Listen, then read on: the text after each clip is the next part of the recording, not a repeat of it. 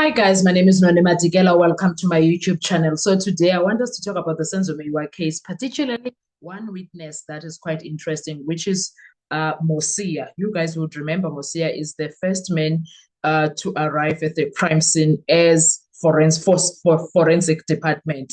Yes, that's the guy. We are going to be talking about his testimony on this video. I want you to listen up and listen carefully, and then you bring your own thoughts and everything that you've noticed or you think that was questionable for you when it comes to his testimony. Before we do that, guys, please make sure you do not forget to like, to share, to comment, and most importantly, please make sure you are subscribed on the channel. Please make sure you are watching the videos up until the end and you are watching the ads that are coming through.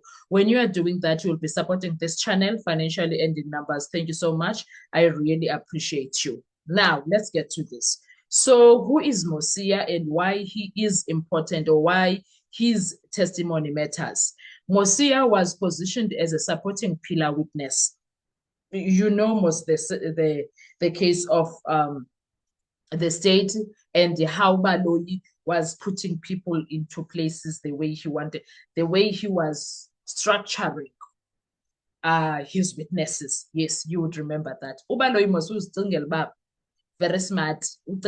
He's the only smart person under the sun, including Gininda. They think they are the most important people, including the judge. Anyway, we're not there.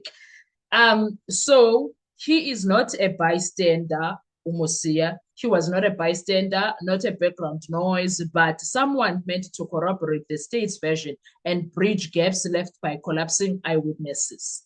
A problem yet when it comes to his testimony. Instead of reinforcing the case, Umusia important new contradictions, widened existing fractures, and exposed investigative shortcuts. Successful. Other than that, there's nothing else that you can say when it comes to helping the state case. He was brilliant. No. Uputi made sure ukuthi going nje kuyaphasalaka.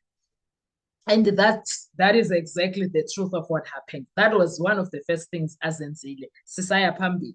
And a corroborating witness who contradicts is worse than silence, because wow, there's a lot of things that went wrong there. Second thing that he did that was a red flag for me, selective memory. Selective memory, it's a classic red flag for witnesses, especially depending on their caliber in the story. Depending on their caliber in the story. Mosia's testimony follows a familiar but deadly pattern. Remembers what helps the state. He forgets what complicates the narrative. He claims clarity on peripheral details. He suffers amnesia on core facts. We know this. There were people that suffered with this. Zandile, Tumelo, Mtoko, Ndabseng, etc. Baninzi nje abantu Ncashe, baninzi nje abantu who are like in this story. And then example of his own pattern now. Clear recollection of who was allegedly present. He is very clear on that when it comes to when he got there, the Khumalo home, who was there. Shockingly, he is very vague and evasive on timelines, sequences, and distances. And Umshololo is one of the people who was really pointing that out for him. He is uncertain on how information was obtained. It's like he was not the one who was collecting data that day, that night. The way he goes on about things, he's like, was it me who took the pictures? No, I only took two. Hey, the story was not hlanganing at all. Guys. Umusia, guys. Anyway, this is not human memory decay. It is narrative compliance. Ebe intentional. The third point, timeline implosion, and Umshololo dealt with him when it comes to this, if you guys would remember that. When Mosia's version is laid against other state witnesses, phone records, known movement, timelines, the story does not align in any stable configuration. Key issues here to note is that events cannot physically fit within the time claimed. Actions occur without causal explanation. Cause and effect relationships are reversed or missing. And a timeline that must be assumed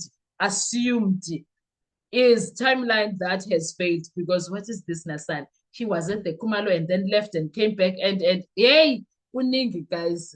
And then point number 4 of the things that were red flags there, information contamination. Who told him what? He struggled, guys. One of the most damaging aspects, Mosia cannot cleanly separate what he personally witnessed, what he was told by others, what emerged later during police engagement.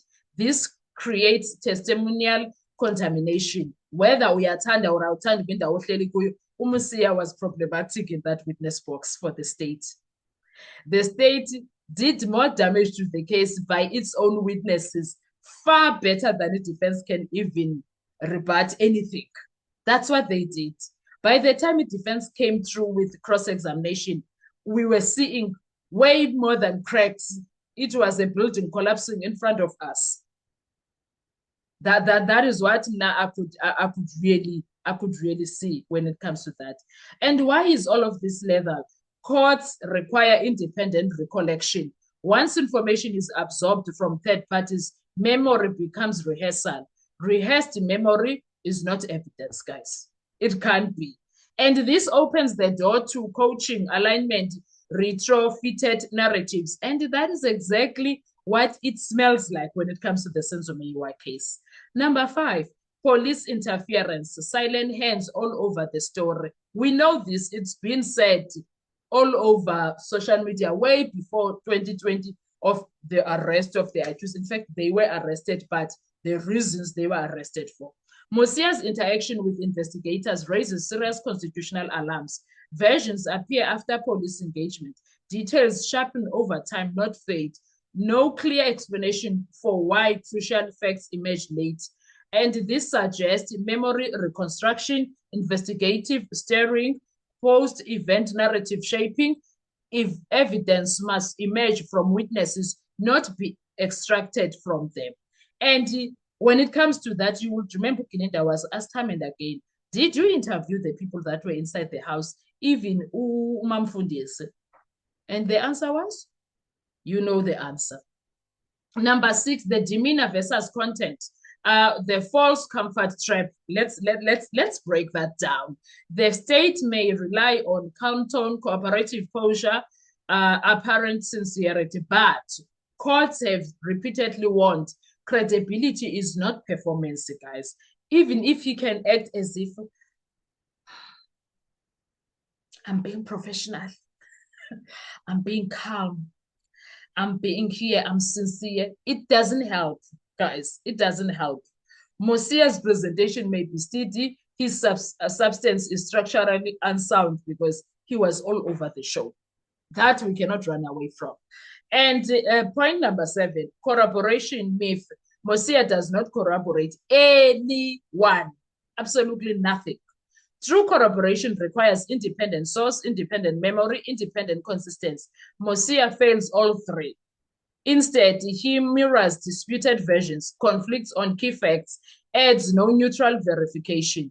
This is equal testimony, not corroboration. So he failed dismally to help with his forensic experience to link anything together and come up with something that is exclusively usable. That is my opinion when it comes to that. And then in number 8, legal consequences, why this testimony is dangerous. Mosia's evidence does not merely fall short. It, number 1, weakens the state's overall case because he's one of those first people to arrive. In fact, he's the first forensic department to arrive there. It introduces reasonable doubt. When he opens his mouth, he makes sure you question a lot of things and you're like, what is this, Nasan? And he strengthens an appeal record. That is what he is successful at, Umosia. And also he reinforces defense contradictions. That is what he did. In a circumstantial case, every witness must tighten the net. Mosia cuts holes in the net. That's what he did. And also The testimony, his entire testimony collapses, guys, whether we like it or not, because I called. At all. Mosia's testimony is inconsistent, contaminated, non-corroborative, constitutionally unsafe. It cannot sustain a conviction. More importantly, it actively undermines constitution, whether we like it or not. That is exactly what his testimony did. Be it you are educated, you are a lawyer, you are whatever, but the bottom line is that you also understand a lot went wrong there. A lot went wrong there. A lot went wrong there. I promise you, a lot went wrong there. Whether we like it or not, Umusia did not do any justice for the state case. He did absolutely nothing helpful for the state case. Otherwise, please tell them Unoni said no. No, he failed the state. Nobody knows that most of those witnesses, in fact, all of them, they failed the state case. They failed the narrative.